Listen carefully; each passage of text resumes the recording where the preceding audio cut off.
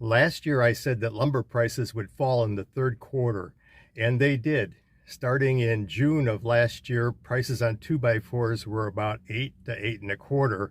At the 4th of July, Menards put 2x4s on sale at $7.75, and the prices continued to drop from that point.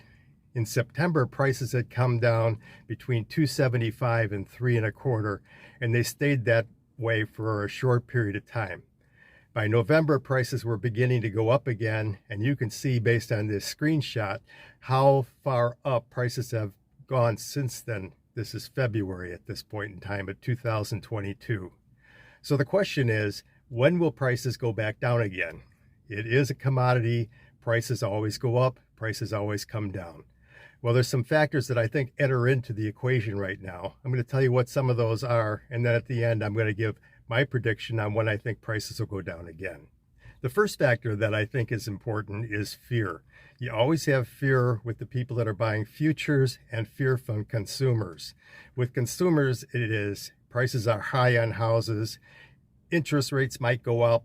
This is my last best chance to buy a house before all those things happen. Obviously, the people that are buying the futures have fear also, and also the look to see if there's opportunities in other places like oil futures. So those could weaken over time, and I expect that they will. Second factor is transportation. Anybody that's talked to me before will tell how at the mills they're working at, lumber's tight or lumber's packed everywhere, and they're just holding on to it for a better opportunity. Well, the opportunity is not going to get any better than it is now. So if the mills are backed up with material, it obviously is a problem with the transportation system getting it there. We all know that the things that are going on with the Canadian truckers and the things that are anticipated to go on in this country with the truckers, this is going to be a problem that may face us for a while, and that's going to have to be worked through. The next thing to watch are new construction permits that are being taken out over the next couple of months to see whether or not that starts to fall off or not. Also, you've got the seasonality of the construction season to take into account. That's going to be beginning now and begin tapering off later on in the year. And of course, the thing that we're all dealing with now is inflation. Even if the prices go down in lumber to where they were previously in 2021, you can count on that base price probably ending up higher just because of the cost of inflation. Consider the fact of the cost of diesel fuel just for trucks to move material around at this point in time. Then the final wild card, of course, is interest rates. Everybody anticipates that the Fed will raise interest rates many times this year. Some people think as many as 7 times.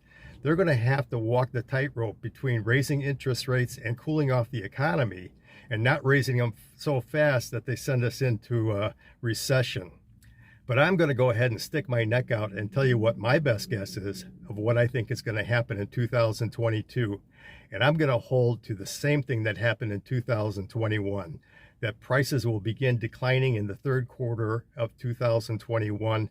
I think the big difference we're going to see this year is that once they decline and we get into the off season for building, prices will stay down for some time to come.